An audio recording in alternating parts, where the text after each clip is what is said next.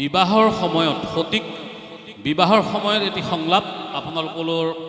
চৰণ কমলত নিবেদিম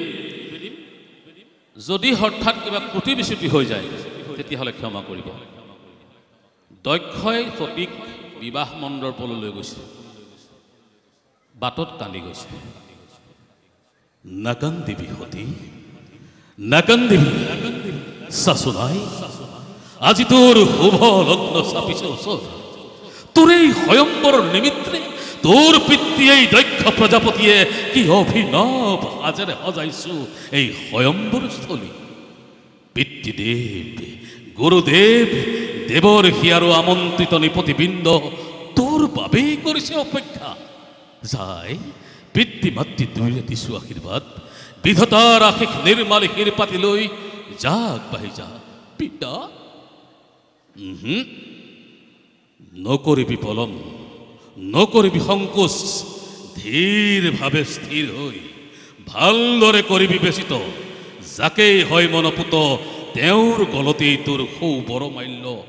কৰিবি অৰ্পণ যাই যা যা পিতা পিতা পিতা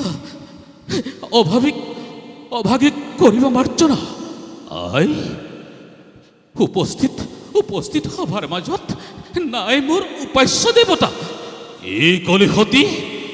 এই উপস্থিত সভাৰ মাজত নাই তোৰ উপাস্য দেৱতা কয় কোন তেওঁ নাম কি থাকে ক'ত নিজেই মই পাঠ্যৰ গলৈ আদৰি আনিম এই স্বয়ম্বৰ সভালৈ শুনা পিতা যিজনৰ ৰাতুল চৰণ আজীৱন কৰি আছো ধ্যান আজীৱন কৰিছ ধ্যান হ পিতা নাই সেই মহাদেৱ এই সভাৰ মাজত সতী তই সেই শংকৰৰ নাম কৰিছ উচ্চাৰণ আৰু সেই শংকৰৰ গলতে তোৰ এই বৰমাল্য কৰিবি অৰ্পণ নাই নাই নাই নাই নাই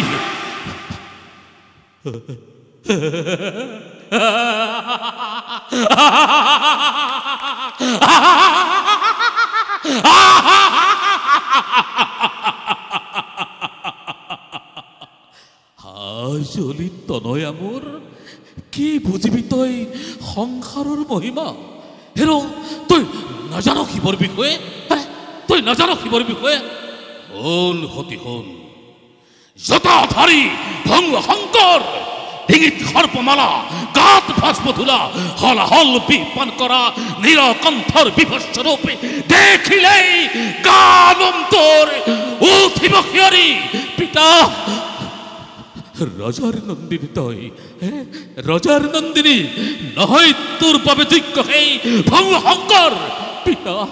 অকল সিমানেই নহয় অকল সিমানেই নহয় জীৱনৰ এনে এক পবিত্ৰ মুহূৰ্তত শ্মশান নিবাসী সেই ভংগ শংকৰৰ নাম উচ্চাৰণ কৰি অপবিত্ৰ নকৰিবি সৌ মহান স্বয়ম্বৰ স্থলীত মনস্তাপ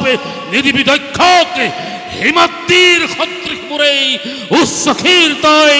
নকৰিবি অৱনত নকৰিবি অৱনত নকৰিবি অৱনত কৃষ্ণ ধন্যবাদ।